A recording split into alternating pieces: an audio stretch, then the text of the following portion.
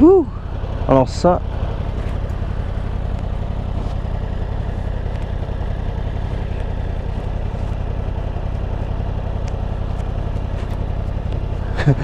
allez, allez, allez, allez, allez. Yes! Le mec qui oublie de remettre sa bandoulière de son casque correctement et qui arrive quand même à la remettre avec des gants. Oh putain. On va se calmer un peu quand même. Ça, c'est une Yamaha R1. En gros, c'est une fusée de poche. Voilà. Je descends 30, bah. On va bien trop vite, beaucoup trop vite. La phrase que je viens de dire n'a pas de sens, mais c'est pas grave.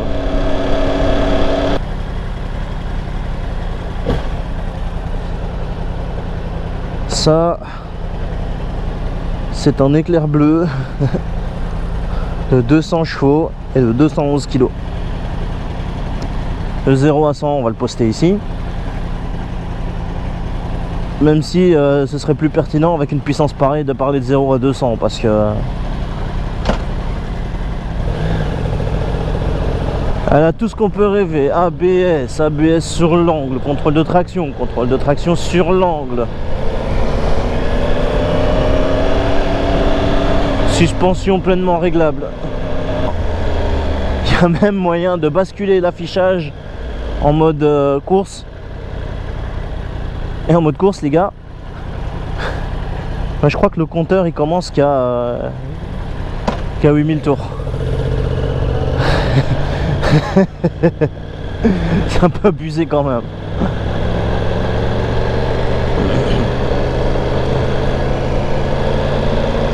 Alors c'est dur, c'est pas confortable, c'est stable à crever. Et c'est la moto à ne surtout pas acheter.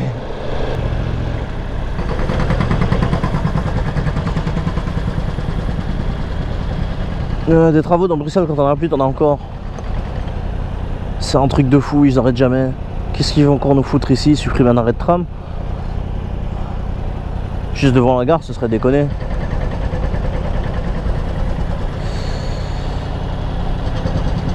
Autre truc à savoir aussi sur cette moto, c'est qu'elle chauffe.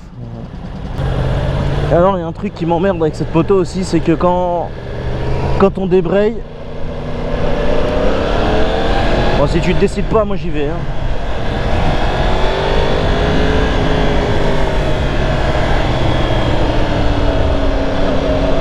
C'est que quand on débraye, elle met légèrement les gaz, donc du coup on a une aide au départ, c'est un truc de dingue.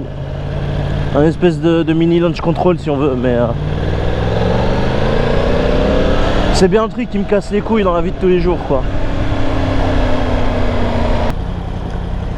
Le problème c'est qu'avec une machine pareille, on oublie vite comment rouler sans électronique. J'ai essayé une Harley la dernière fois, j'ai rétrogradé un peu fort, j'ai la roue arrière qui s'est mise à patiner. Ouais, je suis plus habitué à faire du rev matching vu que j'ai le quick shifter en haut et en bas. Ouais, c'est horrible. Et ça donne des mauvaises habitudes en plus.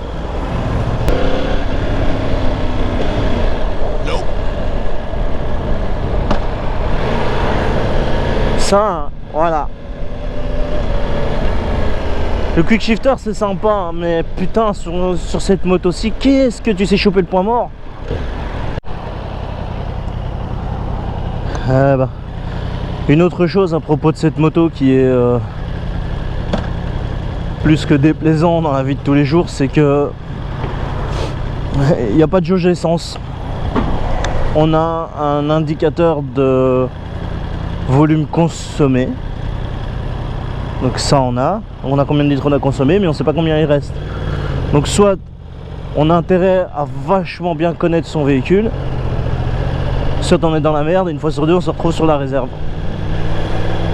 Ce qui dans la vie de tous les jours est pas très cool quand même hein. Il y a 4 modes de puissance. Le Power 4 c'est on va dire c'est un peu le mode rain. Il n'y a pas d'à-coup. Voilà, j'arrive à trouver le mot, j'ai bugué ma race, mais c'est pas grave. Il n'y a pas d'à-coup dans l'accélération.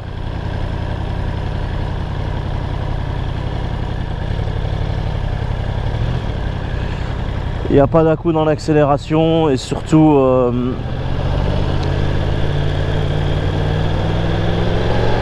c'est beaucoup plus gérable. Ici on voit, j'accélère sans que ça... Si je dois la mettre en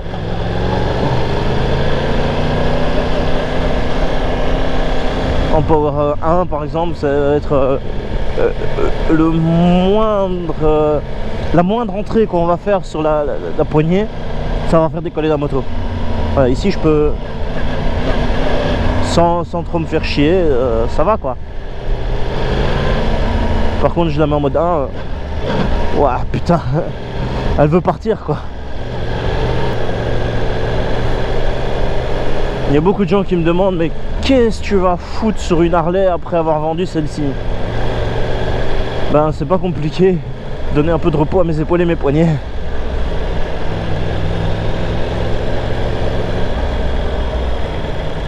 Que c'est sympa, l'aérin c'est une bombe, mais comme j'ai dit c'est vraiment pas confortable. On a les poignets cassés, quand on veut se reposer sur l'autoroute ou quoi, on a tout son poids sur les épaules ou les poignets et voilà quoi. J'ai essayé, d'ailleurs j'ai mis la vidéo que j'ai malheureusement pas pu finir parce que hashtag temps de merde, de l'essai de la GS 1200. Je pensais que ça allait être là, que j'allais plutôt aller vers ça, mais en fait j'arrive pas à me faire au cliché si on veut. Ce qui est assez paradoxal parce que Harley a son cliché aussi, pourtant le cliché Harley j'en ai absolument rien à kicker. Je ne rentrerai pas dans ces cases là et puis basta. Mais la GS, le problème c'est qu'on est presque obligé. Et le problème de la GS aussi c'est qu'au final tout le monde a la même moto. Il n'y a pas un type qui a été faire des personnalisations sur sa GS ou quoi. Ils sont tous la même bécane. Alors ouais, il y a des changements selon telle ou telle année. Il y en a qui ont la 1200, il y en a qui ont la 1250. Mais ça reste une putain de GS. Fondamentalement, il n'y a rien qui change. La gueule de la moto reste la même. Et bonjour la police. La gueule de la moto reste la même, c'est-à-dire un truc ultra moche, ultra utilitaire. Le moteur est génial, le comportement de la moto est génial. Je comprends tout à fait pourquoi c'est la moto la plus vendue au monde, mais je sais pas, j'arrive pas à me faire à l'idée de rouler là-dessus. Du coup, j'avais pensé à plutôt m'orienter vers une S1000 XR. Mais de nouveau, c'est lâcher une super sportive pour lâcher sur un truc qui a le même caractère que la super sport.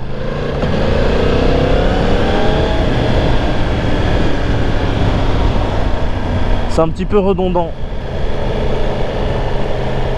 Ouais, donc lâcher une super sport pour retourner sur un truc qui a basiquement le moteur et le châssis d'une autre super sport, voilà quoi. Et honnêtement,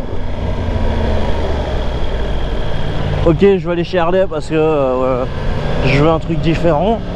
Et ça tiendrait qu'à moi, je retournerai sur une MT-07 quoi.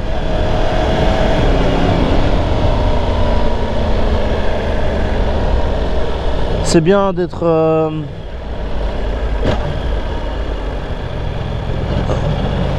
c'est bien d'être con et de vouloir de la puissance, de vouloir s'amuser, de vouloir de la vitesse et tout ça, mais ça n'a qu'un temps en fait.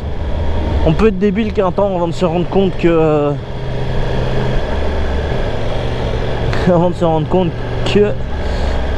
on est quand même responsable de sa propre vie et qu'à côté de ça on a encore des projets, on a des gens à qui on tient et qui tiennent à nous. Je deviens philosophe.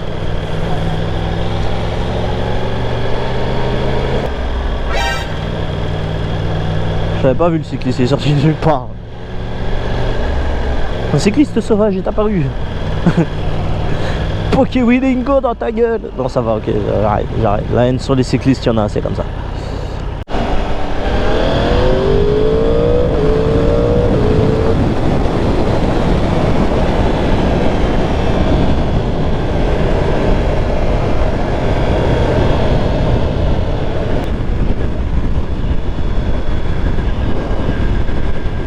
seul truc de bien sur l'autoroute avec cette moto, c'est qu'on peut mettre son coude sur le réservoir et se reposer. Et que ben, si on a envie, ça peut aller vite. Très très vite. Mais bon, ici il y a la blinde de radar, donc on va pas trop s'exciter.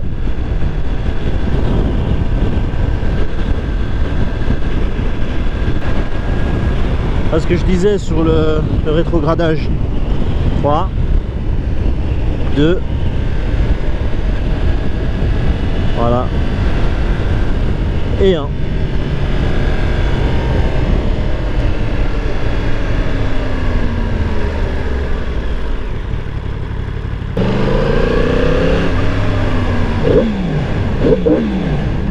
Tunnel. Et on remonte sur l'autoroute, c'est parti.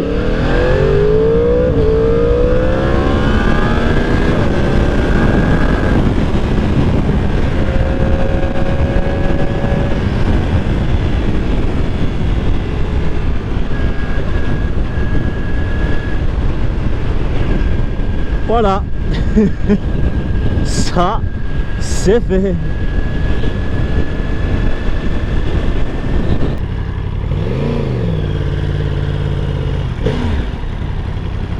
BM et Harley l'un à côté de l'autre, c'est quand même pas mal.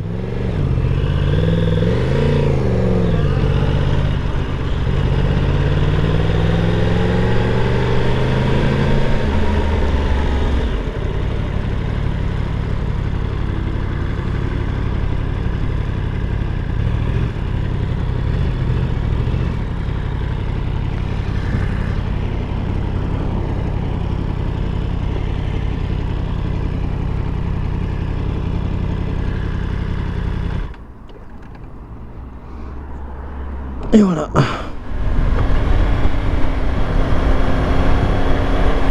Bon, c'est reparti pour un peu de remonte fil, hein, les gars.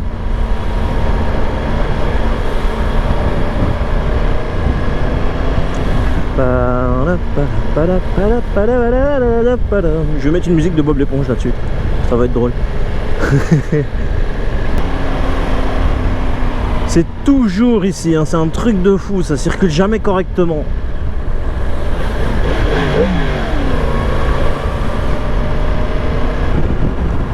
Ici ça va, j'avais un boulevard pour passer, mais il y a des fois dans Bruxelles je dois replier les rétros pour pouvoir passer parce que les gens se bougent pas. Tu vois quand t'es chez les Flamands quand même, hein, les gens sont mieux éduqués. Malgré tout l'inconfort et tout le bordel que j'ai eu avec cette moto, je l'aime quand même beaucoup. Les passagers, beaucoup moins. Ouais, bon. C'est des sacrifices qu'on est prêt à faire quand on achète une Super Sport. C'est d'avoir une position de conduite qui est pas confortable, d'avoir un moteur avec lequel ben, si tu veux t'amuser il faut l'envoyer sur la lune, et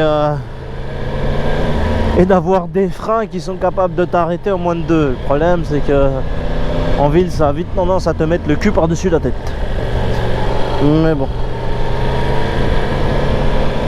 Enfin, une petite balade pour dire beaucoup de choses et au final pas grand chose. Si ce n'est que ce petit bébé est à vendre à celui que ça intéresse. Faites-moi un DM. Peace.